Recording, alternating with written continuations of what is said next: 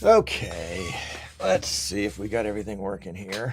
Got the seat locked in. Good. Got the lights. Oh, we need to turn the light off. Hold on.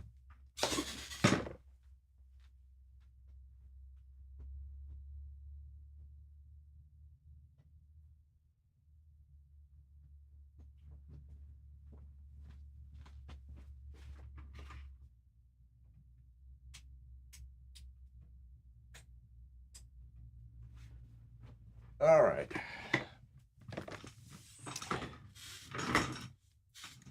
It's hard to keep up with everybody and their fancy backgrounds these days. Holy cow. Let's see. We got the YouTube stream going. We'll be recording the show when it happens. We've got 8 minutes and 40 seconds left. I've got a cool little, oh, in fact, I can show it to you. This is, where is it? Right here. Okay. This is what I see across the way from me. So I've set this right behind the camera so that I can look into the camera, but also kind of see if I need a touch up here or there. Yeah, that's better. Let's see. Let's get the mic set right here. And right about there. Is that good? Is that still out of vision?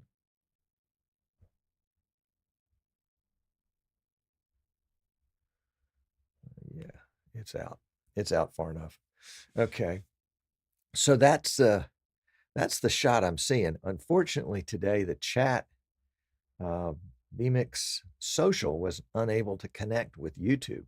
Typically, I'm always signed in, but it popped up this morning and said, "Hey, you got to sign in to YouTube." So I tried to sign in and it bombed out, and I tried to sign in again and it bombed out. So somebody is not playing nicely with somebody else. So there. So what I did was just simply took a screenshot, or not a screenshot, but a desktop capture of my YouTube Studio streaming page, which shows me, how many folks are watching, how long their average duration is. Um, you know, it allows me to end the stream and monitor the chat. And so I've just sort of stolen the chat from that this morning, this afternoon, this evening, depending on where you are. And quick and dirty, it gives me what I need to. The white up above is where I'll be putting in the headlines. Well, let's see. Let's erase all that. So, when I'm talking about something in particular, I just thought, well, you can see my real handwriting, or you may not be able to read it, but you can see it. And I thought it was just fun. I got a new pen for my Microsoft Surface that actually works, and I thought, well, let's play around with it. So I've got 3 different pens already set up, and then the ability to do erasers. And when I say 3 pens, I mean 3 colors. Ooh, I wrote too fast on that one. Let's go back and take that out. Try again. There we go. There we go. That's what I was looking for.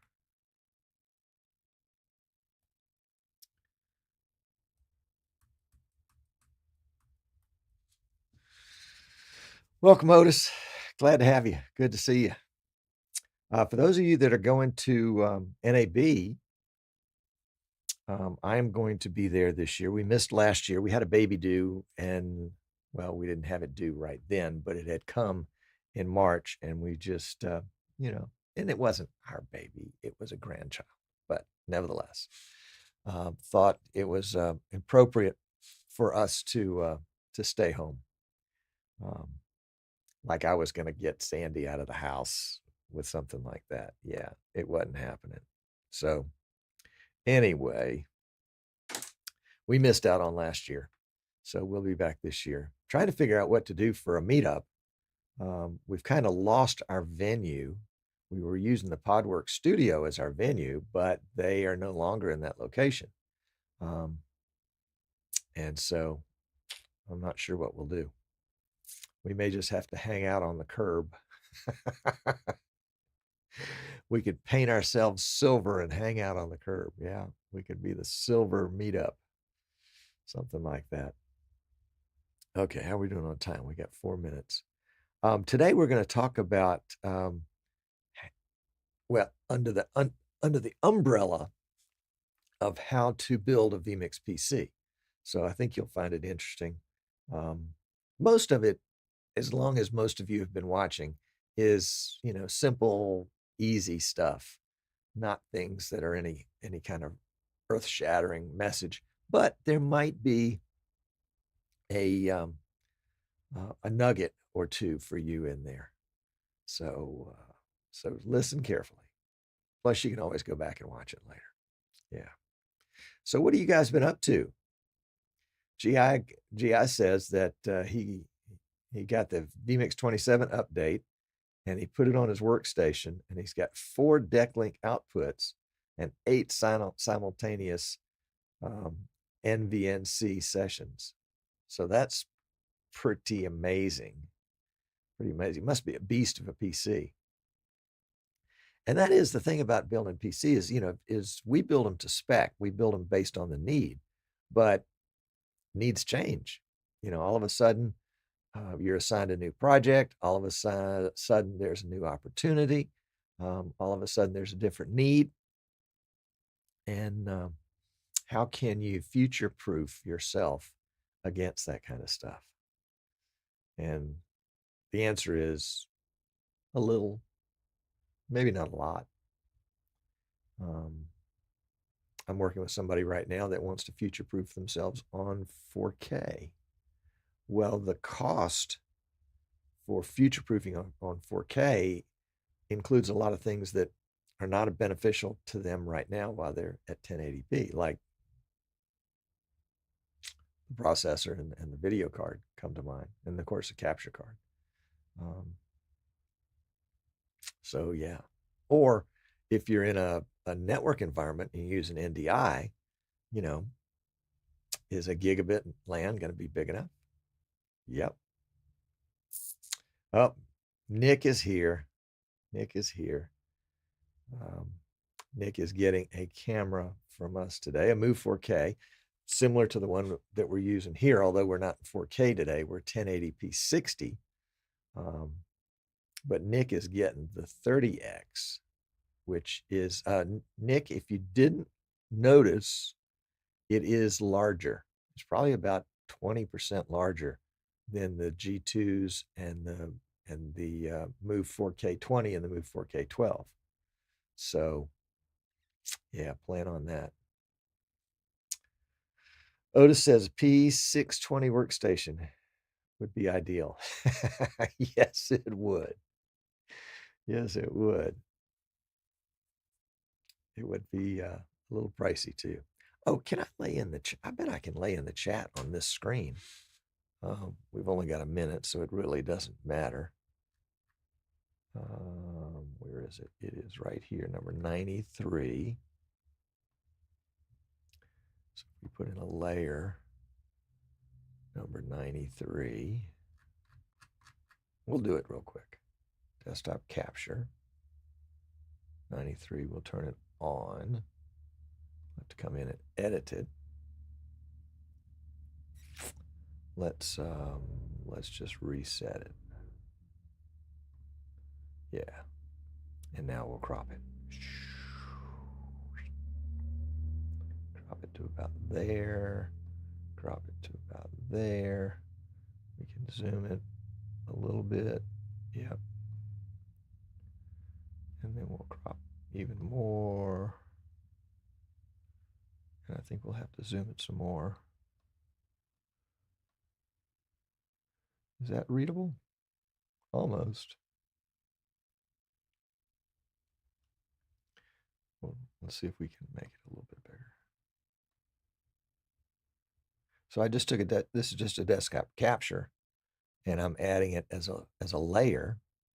And I'm using position tab to crop and do other stuff. So yeah, there you go. Hello, Dewey. Welcome. Glad you're here. Dewey Evans is in the house. Dewey has been, mind if I talk about you? Dewey's been a lifetime coach. What a treat. I mean, impacting lives, young and maybe not so young, over all these years. And Eric's here. Okay, well, we can get started now. Eric's here. There we go. Dewey says no problem. Okay. All right. Well, let's save this preset in case something happens, and we'll get the show on the road. We're going to use the trusty X Key 80 from X Keys PI Engineering. Doesn't say when it was built, but I know I've had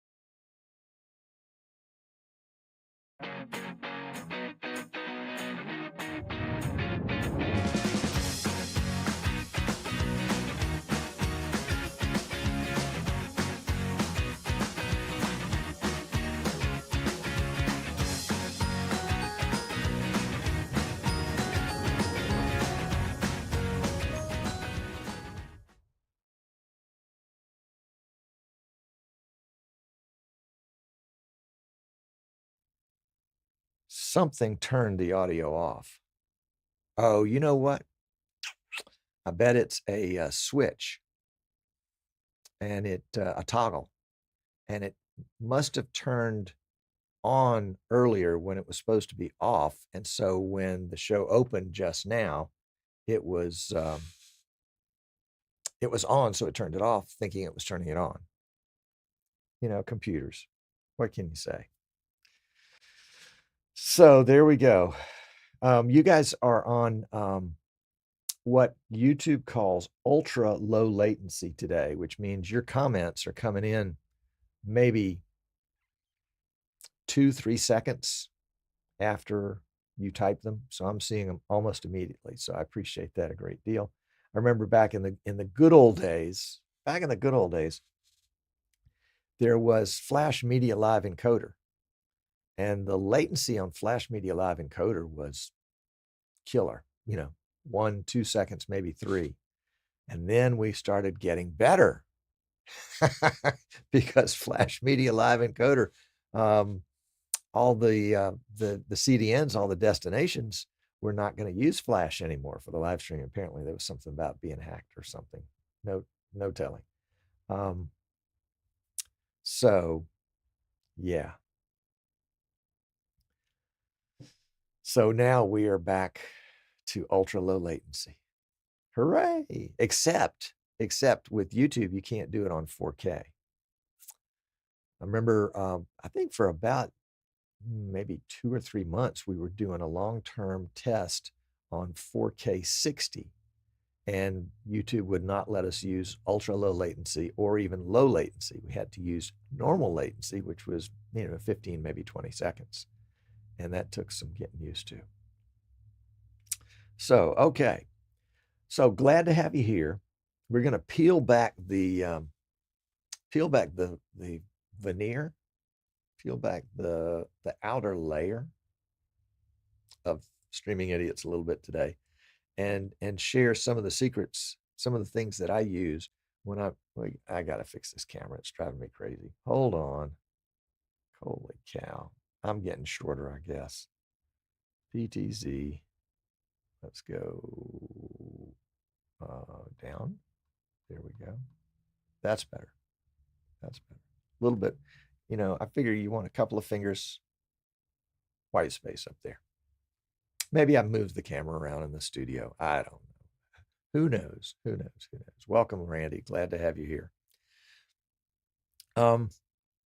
So I wanted to start out with the kinds of processes that I use with a client when I'm building a PC for them, or at least talking with them, making a proposal for them. But I've got to make sure, I can't just simply say, I mean, we have pre-built PCs on our website. And I think in, 8 years or however long we've been doing this, we've sold 2, maybe 3 from the website. And I had to call all those people personally just to make sure it wasn't a scam. I remember there was one customer that called that ordered a PC, paid for it, and I couldn't get a hold of them. And, I'd call a number and it would never answer. And I said, okay, they've stolen somebody's credit card or something like that. Before I get in trouble with the credit card company, I'm doing a full refund. So I did a full refund, and then eventually I tried them one more time. And they're like, oh yeah, we ordered that. I'm like, oh, okay, well, I refunded it all because I couldn't get a hold of you. I didn't want somebody else's credit card to get the ding, because that's happened in the past. We're wiser now. So I didn't have a chance to talk with them about what they needed. And as it turned out, it was good that we did, because they didn't really know what they needed. And so I guess they didn't want to ask questions. So we talked and we went through the process. The process for me starts with a needs analysis. And in that needs analysis, we're able to sort of pin down what it is that they need. Yeah. So I have worked up this really handy. Can I move myself just a little bit to the side? There we go. That looks better. And we'll do this instead. And yeah, so let's see. Let's take that off. Go there. There we go. All right. So I've got this little whiteboard here that allows me to use my Microsoft Surface, little Microsoft Surface. And I just thought, it's fun to do all sorts of text and PowerPoints and things like that, but there's nothing like it really being you. In this case, me. So I thought, well, let's do that. It'll be a lot of fun. So what we're going to do today is we're going to talk about a needs analysis and walk through the step of determining what does somebody need. Now, you may say, well, Tom, I really don't care. Well, you may be building a PC for yourself next week. You just don't know it today. Today's you doesn't know what next week's you knows yet. So let's just humor me, go through the process. All right. So we'll start out. I've got a big cheat sheet here with the needs. And the first thing that people always think of when they think of the needs is cameras. Oh man, this is so much fun. Cameras, yes. And most people that I talk to don't know a lot about cameras. Sometimes they'll call and they'll say, we already have cameras. Sometimes they'll call and they'll say, we've been using an iPhone and, we need to do better than that. Or we've been using a little USB thing that somebody bought off Amazon. And we're now ready for something more professional and something that looks good. So we may talk for 20 minutes about cameras, to talk about what the different cameras are, the SDI, the NDI, the HDMI, the USB, the networked cameras. And there are probably other, kind of miniature categories that we're not talking about. And each one of those cameras has strengths and weaknesses. And so as we talk with them about their needs, and they say, well, we don't have room for somebody to move the camera around. Well, have you considered a pan tilt zoom camera, a robotically operated camera? Hello, OG. Glad you're here. Late, but you're here. And they're like, oh, I've never heard of such thing. And so we'll go through the process of explaining how those work, and all the other gear that you need when you get those, like a controller or extra cabling or a mount or whatever the case may be.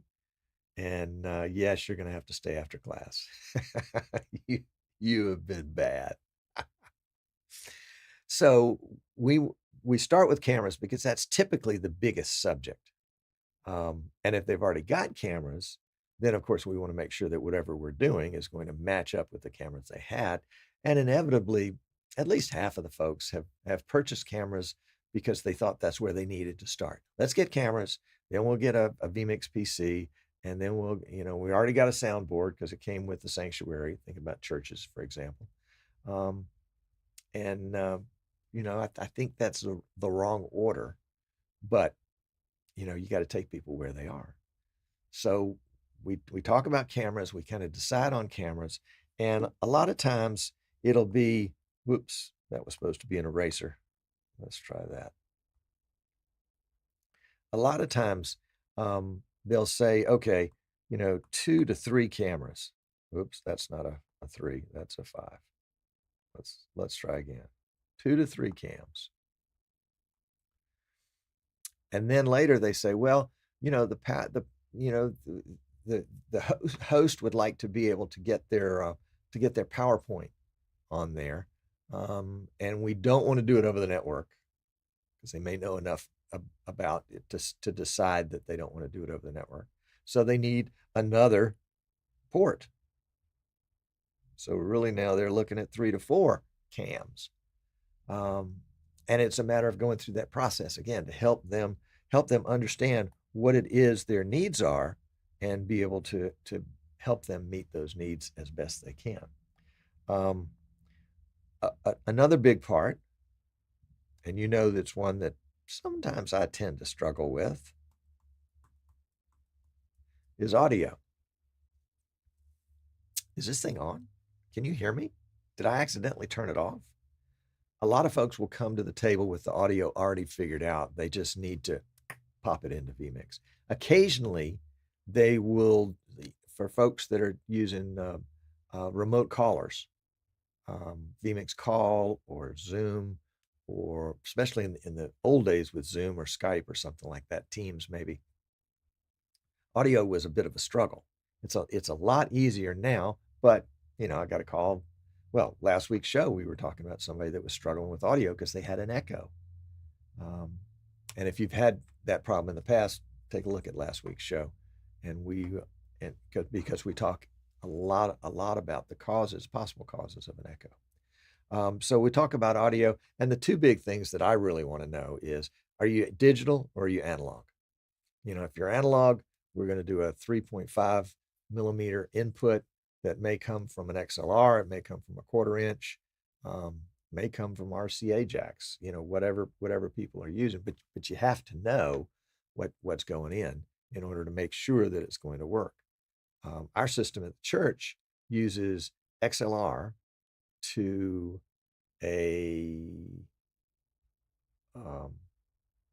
one of those hum reducers. Yep. And then that comes out RCA, which goes into a Behringer, what is it, a U202, that little RCA to USB converter. And then it comes into the PC as digital audio, even though it came out of the mixer as analog. Just the way I chose to set it up. No good reason for it. But knowing how they're going to do audio, and if it's digital, is it going to be a mix that they're going to bring in? Or is it going to be a submix they're going to bring in? That is, that they're using something that's especially for the stream. Or in extreme cases, or maybe not extreme cases, like this show right here, I'm using an audio interface which sends each individual channel in to vMix so that vMix can manage those channels, or that vMix operator can manage those channels. So we talk a lot about, how are you going to use audio? And if you're building a system for yourself, you need to pretend like you're interviewing yourself on this. Don't just say, oh yeah, I got that figured out. Write it down on a piece of paper, how it works. And you'd be amazed at the times that you'll say, oh, I didn't realize that. And then you may need to go back and rework something. Okay, so let's we've got audio down. And did anybody notice in the poster that we used to advertise this show on YouTube, Facebook, Twitter, and LinkedIn that I misspelled streaming? That's me. Detail oriented. Oh, yeah. Okay, so let's talk about streaming. There's some folks that don't stream. I have a client now that says, hey, we just want to record. We will never stream from this PC, but we want to use vMix as a live switcher. We want to record, essentially, record live to tape. That's what they used to call it. And then they may do a little editing, or if they've got it right the first time, they may just pop some intros and outros on it, and maybe some other things that they forgot to put in, and send it out. So they have a big recording need, but they don't have a streaming need at all. Then there are other people that say, oh yeah, we want to go to YouTube and Facebook and Twitter and Twitch and or they just say, we want to stream to our website. Well, do you have a streaming partner? What? What are you going to do? What are you going to do? How are we going to, let's talk about how we're going to do this so that we can understand the decisions that we're making. Who was it that said to me the other day that they wanted to stream to 4 different destinations? And I asked them about their bandwidth, about their internet speed. And they said, oh yeah, we've got 50. I said, is 50 down or 50 up? And they were, oh, is there a difference? Is it's not the same? So a lot of times this needs assessment is an education process too. So yeah, so we want to know what you're streaming. We want to know the resolution, the frame rate. Frame rate, some people say, oh yeah, I like that 60 because it's really smooth. But they've only got, 8 megs of upload. And they're not going to YouTube where we could use an AV1 and really, really make it work. So we have to anticipate all that. And, folks that build their own systems, they learn the process, but we want to help them get it right the first time. Okay, enough of that. So we got streaming. And then with streaming, of course, the other part of streaming, well, it's not even a part of streaming, is recording.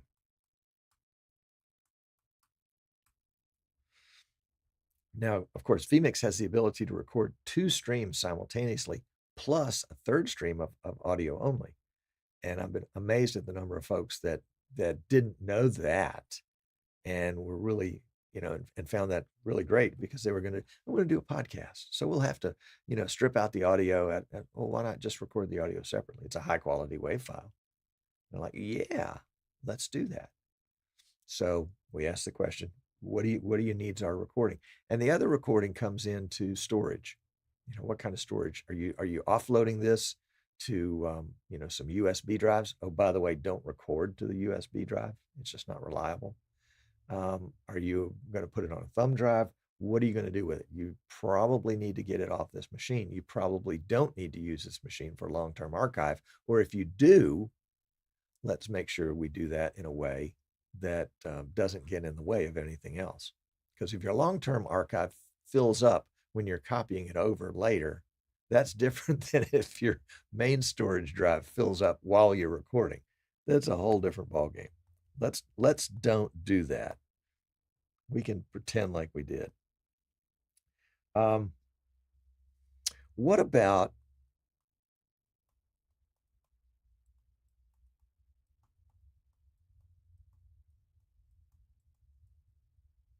callers? There you go. Perfect. Well, not really, but anyway.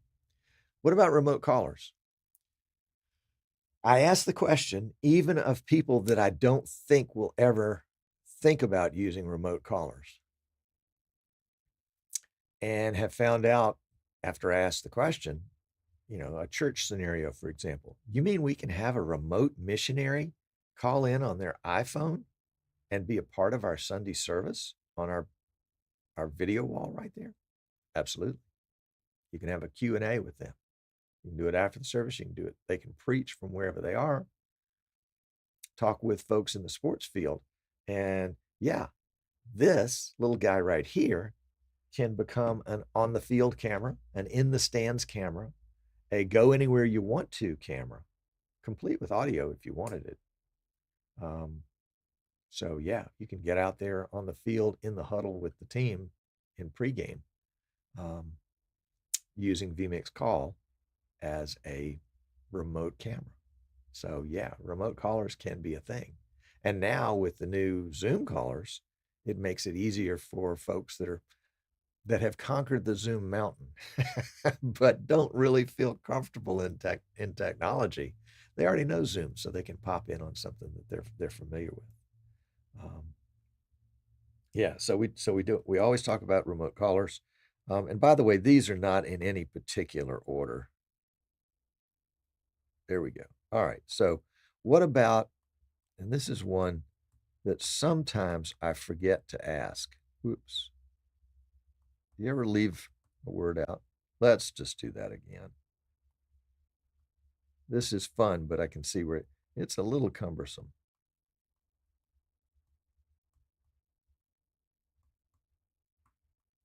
There we go.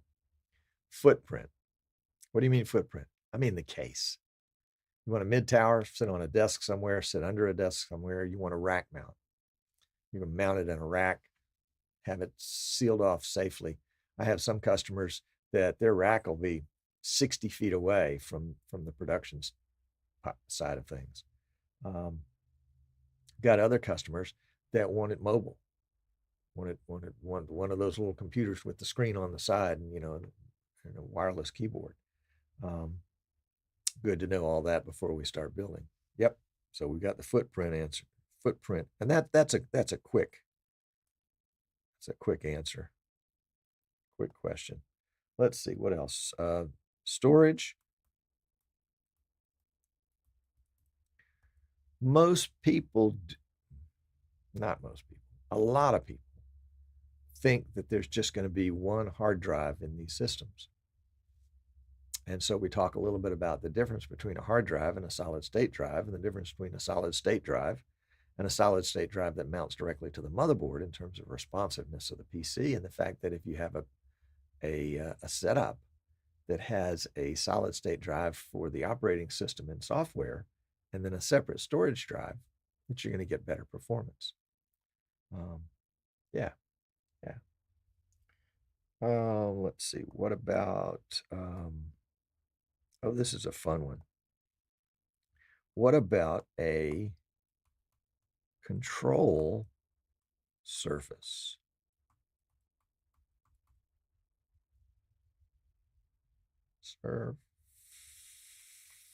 Surface. Come on, Tom. You can type. Well, that's the problem here. I'm not typing. There we go. Control surface. So like an X keys. Or I've got one client. It's a double A baseball team, and they are switching over from TriCaster. Their TriCaster has died or is on its last leg, but they have a wonderful control surface. And I asked them. I said, what are you going to do with the control surface? Well, we're going to throw it away, or give it away, or something. And I said, well, why not let's repurpose it with vMix using central control.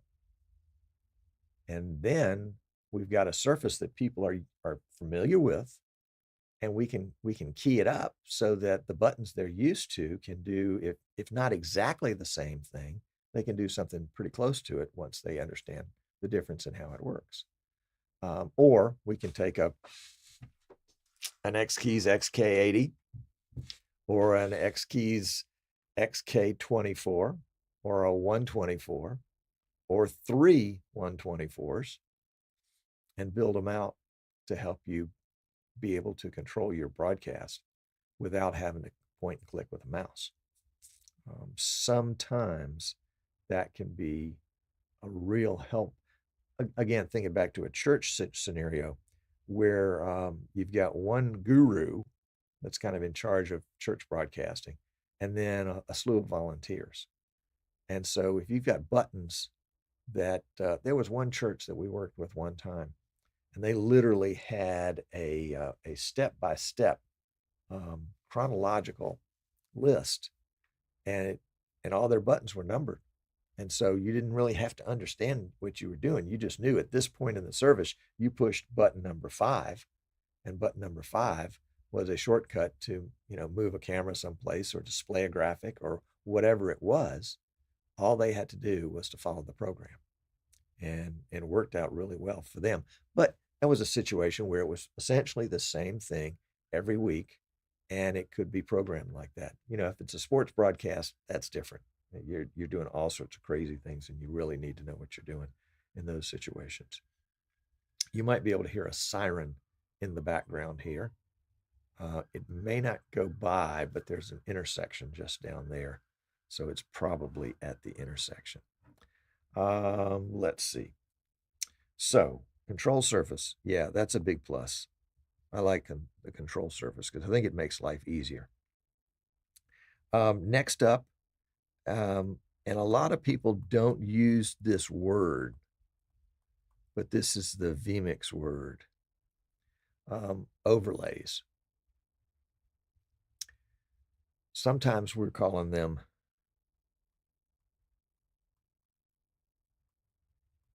lower thirds.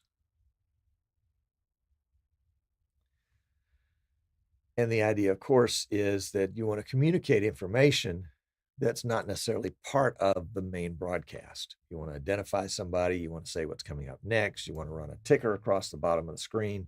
You want to have a score bug. You want to identify a scripture. Whatever it is, it's in the vMix world, it's an overlay. And a lot of folks don't understand about overlays at all, nor do they understand that vMix has got a gazillion of them built in and that you can easily modify them. And so we'll talk about overlays and their need for overlays. Yep. And sometimes, for example, with a sports team, if you're going to identify somebody by number,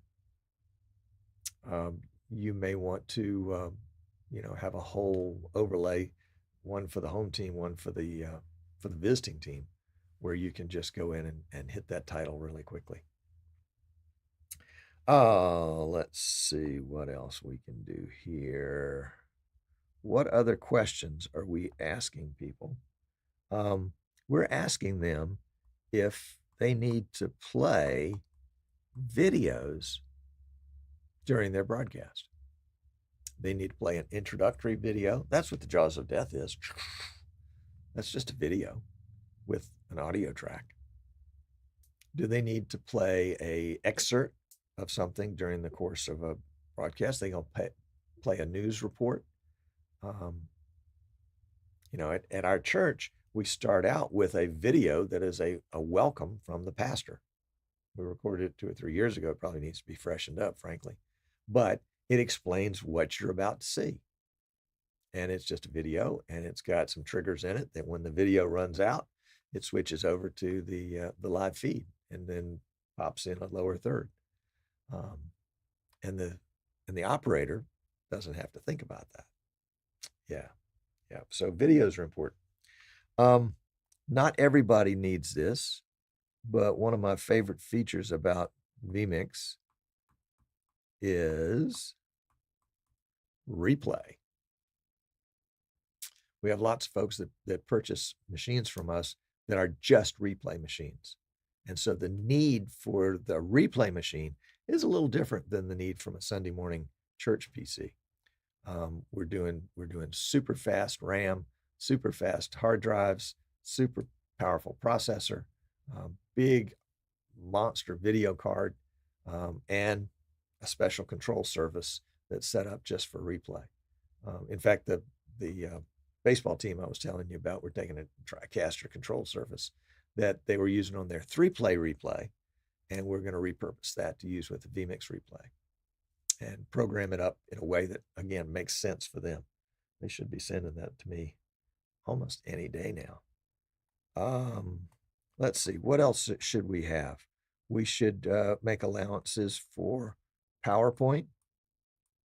And are we going to do this using the built-in PowerPoint and vMix, or are we going to do this using NDI input from somebody else's PC, or a hardwire input to SDI or HDMI from somebody else's PC? What about a virtual set? Are we doing a green screen somewhere? If so, then we're going to talk a little bit about lighting. We're going to talk about cameras. We're going to talk about the set, and make sure that we have on the building end what they'll need. Most of the time, we do, but it's just one thing to make sure that we cover with them so that we understand what it could or might need. All right, let's see if we can erase all that. A great source, if you're a little nervous about this, a great source is the vMix reference systems. Handwriting is getting worse as the day goes on. And you can get the vMix reference systems on the vMix website. And let me look that up real quickly, because it's not in a place that always makes sense. It is under the tab products on the vMix website. So if you go to the vMix website, vmix.com, you go to the products drop-down tab, you'll see the vMix reference systems. And the reference systems are set up kind of based on, I mean, they've given them names like ruby and sapphire and opal and obsidian and diamond and topaz. But underneath that, they've given just kind of the basic needs: HD, 8-camera replay, 4K and 8-camera replay, HD and 4-camera replay. And they'll go in and they'll identify the components. And that's the purpose of the needs analysis, is to say, okay, we have these needs. What components do we need to make sure we include that will fit these needs? And sometimes it's not real obvious, like RAM speed. Is that obvious? Or the CPU. It's a processor. It's fine. It'll do it. It'll do 8 cameras of 4K and 10 cameras of replay. Not really.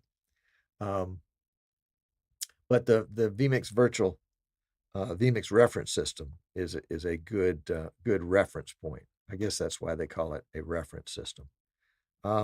As you're also building this for yourself or for somebody else,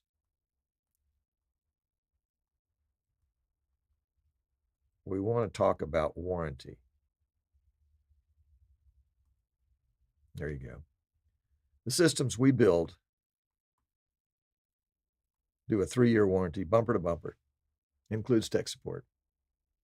So the idea is the client doesn't have to worry. They make one call. They don't have to call a software person who's going to argue with the hardware person about whether it's a software or hardware problem. They call one person and we figure it out. If you're building something for yourself, you are your own warranty. The other thing that comes with that is tech support. You are your own tech support, and that's not just afterwards, but it's also during the building process. What if I put it all that's together and I punch the on button and nothing happens? Who do I call? Well, you can call me, and we can help you work through it, of course, for a fee. We actually do have a service. I don't know if it's on our website anymore, but it used to be, where we would assist folks that wanted to build their own PC. We're not going to build it for you. We're not going to provide the components, but we'll coach you through it kind of over the telephone. And in 8 years, nobody has taken us up on that. So I guess maybe it wasn't a need. But do think about tech support. What are you going to do for tech support? What are you going to do for tech support for vMix? What are you going to do for tech support for Windows, for the PC? What are you going to do for tech support when you have a problem and you have to diagnose what the problem is in order to fix it, and not just throw parts at it? By the way, my number one diagnostic technique is a Windows update. That fixes a bunch of stuff. Okay, well, that's all my secrets for the first step in building a PC intended to be used with vMix. A needs analysis. Needs analysis. And if you would like me to do a needs analysis with you, I'd be happy to. If you'd like us to build a PC for you, I'd be happy to do that too. So, yeah, just let me know. All right, let's go to the post show. I'll take your questions, and we'll be right back.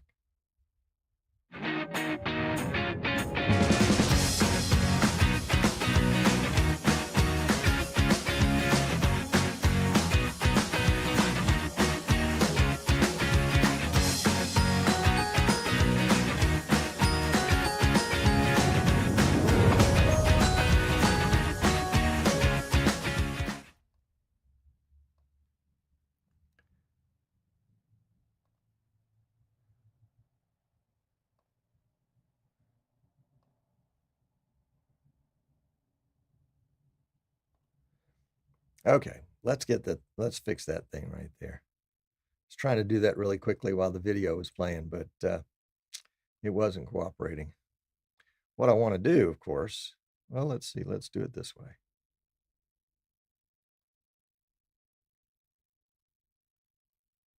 Just to get the chat in there. Yeah. So we'll crop that out. We'll make that bigger. We'll draw it back in. There we go. All right. We're good. We're good. We're good. We're good. So welcome to all of you guys. Congratulations to Nick for getting a new PTZ Optics Move 4K 30X camera, which is shipping today. Glad to have Dewey here, Eric, Randy, OG, Otis, and Game Show Connection. There you go. So who is going to NAB this year? Eric, are you going to be there? I am going to be there. I am really excited about being there. At least that's the plan. We've got a grandchild coming in 10 days. So we're hoping that everything goes smoothly and we can still go to NAB. I think we will. I think it's going to be fun. I'm anticipating a really good show. I think it's going to be a smaller show this year, perhaps than last year. I wasn't there last year, but I was there 2 years ago, and that was a small show too, but that was right after COVID. But I understand, at least what I see on the ground is what I hear with my ear to the ground, let me put it that way, is that a lot of our Chinese brethren won't be making the trip for one reason or another. But we'll see. I could be wrong on that.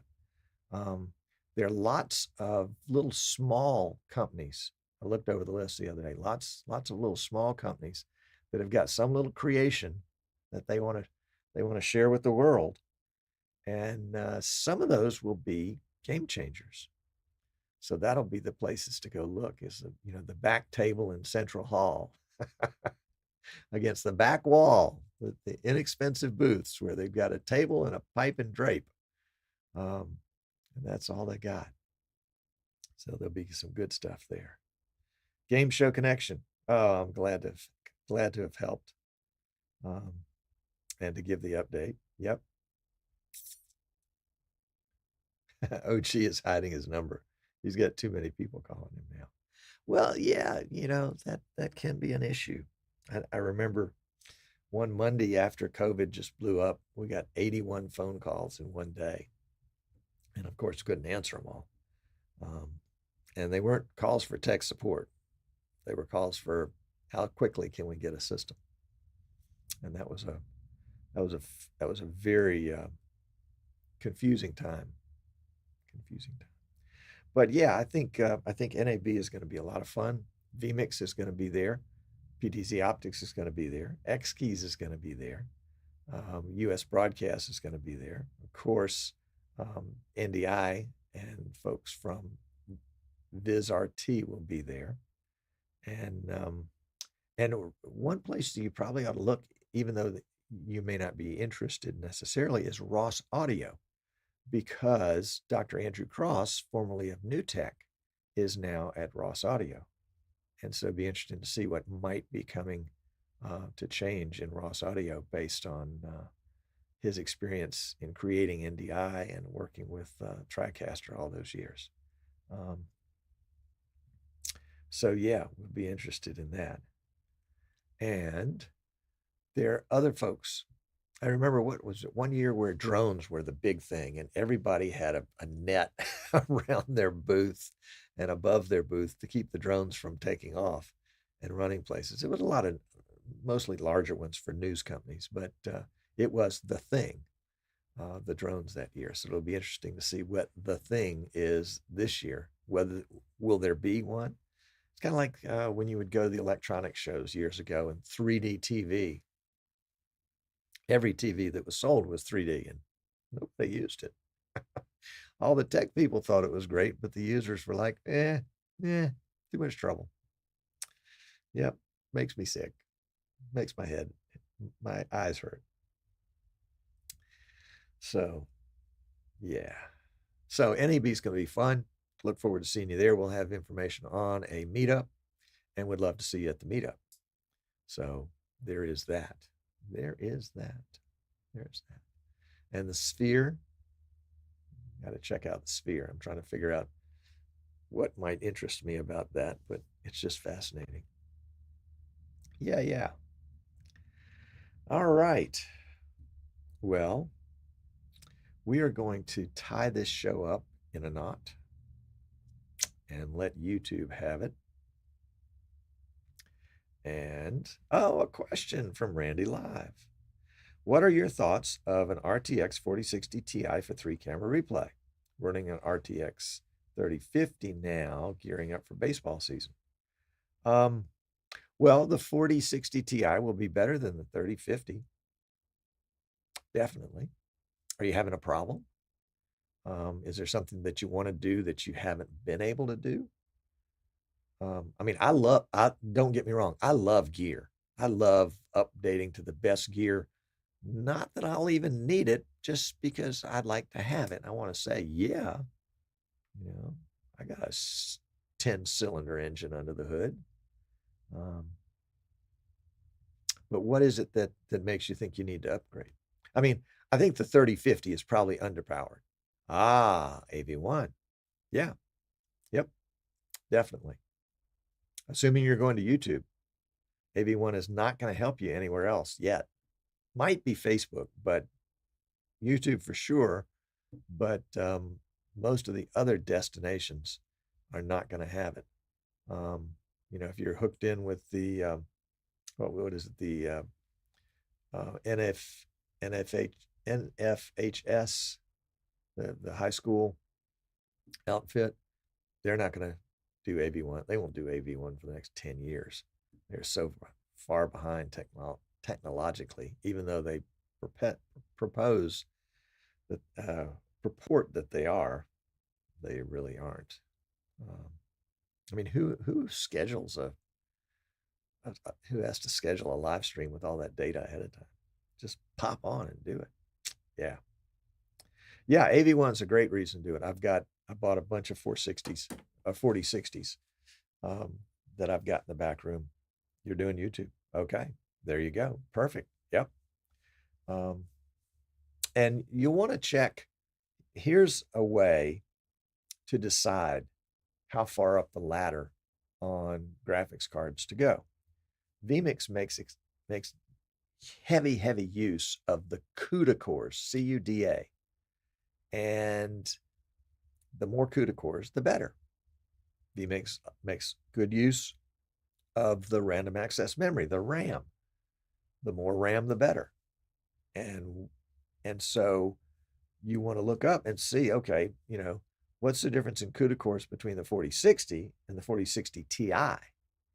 What's the difference in CUDA cores between the 3050 and the 4060 and the 4060 Ti?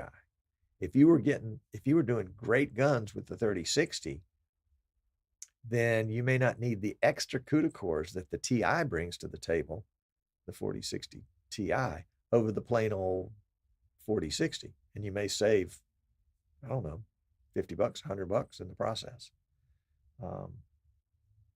Whatever you do, I would advise you to stay away from the MSI brand. We have gotten more returns of that card than all other cards combined. And not returns, but warranty repairs. Am I familiar with Allen Heath digital audio mixer? Never seen one, never used one, but yes, I am familiar. Is there a question that follows that question? Is there something you want to do with it that you can't do with it? I mean, mixers for the most part are going to have the same basic features. They're going to allow you to mix different sources together in a main output. And the main output for the location, let's say it's a game show in an auditorium.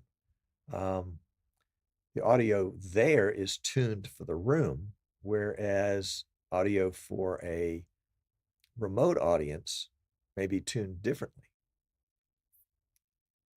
Okay. Feedback limiters, 6 open mics and live speakers. Yeah, feedback's a bear.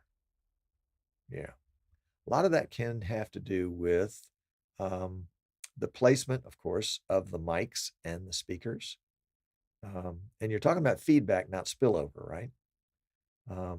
You don't want the speakers behind the mics. Let's start with the basics there. You want the speakers in front of the mics. You want the mics behind the speakers. There are some systems that will be more forgiving of that. At our church, for example, we've got 2, can't name the brand, 2 powered speakers, probably 10 feet off the ground on either side of the front of the sanctuary. And folks can go out into the sanctuary with a wireless mic and not have a feedback issue. Now, they can't stand right next to the speaker, and that's I think it's a Behringer X32. So I don't know if there's some sort of feedback limiter in that or not. It's having 6 open mics all the time. Okay. Not a good workflow to have 6 open mics all the time. Much better to have somebody jockeying, muting those mics when they're not being actively used. Now, if you've got 6 mics where you've got 6 people at each mic, but they're not all speaking, but they might, obviously that's a different story. So Nick says, are there drawbacks in using Founders Edition graphics cards? Fans, cooling. The Founders Editions, I don't think cool quite as well. And if you have any kind of restrictions over time, like dust, it tends to affect them more than the others. I've never used a Founders card in a build. I've got some old ones back here that I've traded for just because I wanted to see them and try them, but I've never used one in a build. I would probably not choose one. If that was a last resort and it was a difference between putting together a system and not putting it together, I might try it. But yeah. All right. Jeff says last week's NDI issue was the router. Imagine that, a router. Just teasing. So what did you do? Did you just reset it, or did you have to get a new one? Or tell me. So OG says, does your particular mixer have auto ducking? If you're asking me, the answer is no. 3090 Ti FE and no problems with it running hot. Good. That's great. Do you periodically take it out and clean it? Clean the fan and clean the heatsink and repaste the GPU? Asking game show. Gotcha. Yep. Auto ducking is good. And that may just be in the Allen and Heath world what they've called a feedback limiter. Yeah. And to be fair, I cleaned my entire PC. It's dirty out here in West Texas.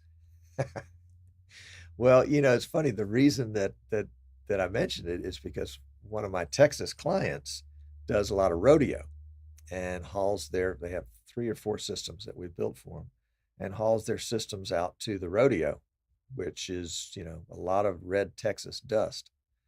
And they sent one back in for cleaning the other day. In fact, it was the original one, the first one that we built for them. Of course, the case is just beat to tar, dents everywhere, and it's still running like a top, except the video card was overheating. And I pulled the card out, and there's dust on it that thick. Holy cow! No wonder the card's overheating. But we figured it was time for a new card, so we put a new card in for him. So Jeff he reset the router. Ah, well, there you go. That's kind of like doing a Windows update for networks. It does to reset the router. Um, I was talking to a friend, a client up in Pennsylvania with a church, and they were having problems getting to some of the websites on the internet that they needed to get to on an occasional or regular basis. And I suggested a router reset. May as well start with the basics. Start with the dumb stuff first. Occam's razor, and yeah, that fixed it. OG says, I used to do sound for a lot of rodeo events and for the events in the rodeo arenas out here. And your soundboard was wrapped in plastic, right? No, probably not. Probably needed to be cleaned every year, though. Yep. A good dusting for sure. A good dusting for sure. Yeah. I think well, we might do a video on that. My PC, let's see if I can pull it out for you guys here. My PC sits out in the open. So it's subject to any dust, but it's not subject to any air restrictions. And so periodically I'll check it and see. As you can see, the GPU fans aren't even turning right now because it's not really under much load, even though it's not recording, but it's streaming. And then that little device right there, can you guess what that is? Can you guess what that is? It's like the world's smallest capture card? Not really. OG says it was an X32 and he cleaned it after every show. There you go. There you go. And in really brutal environments like that, you've got the dust and then sometimes you've got the heat. And you may have bad power. Some of those places are a little sketchy, but there we go. Hello, Mike. Welcome. Good to see you. GI's got it. It's an M.2 SSD. That's right. And why did I have to put that on there? I think I'm testing it. I think it's a long-term test. Guessing by the brand. Can you see the brand? Oh, yeah, look at that. Yeah. So there we go. Well, guys, I got to get back to work. These PCs are not going to build themselves. But it's been great to hang out with you and see you and even see Mike Lotto. How about that? HyperX. There we go. Yes, indeed. Yes, indeedy. So I appreciate you guys. Look to see you next week. Got to go ship a computer. Oh, yeah, to Nick. Well, we don't have to ship that till next week, do we, Nick? No. And, I'm going to send you an email, but do you want a check or a credit card refund? Yeah. I'd love to see him, OG. I'd love to see him. All right. See you guys. Wrap it up. Take care. Behave. What is it my wife always says when I'm leaving? Be careful. Later.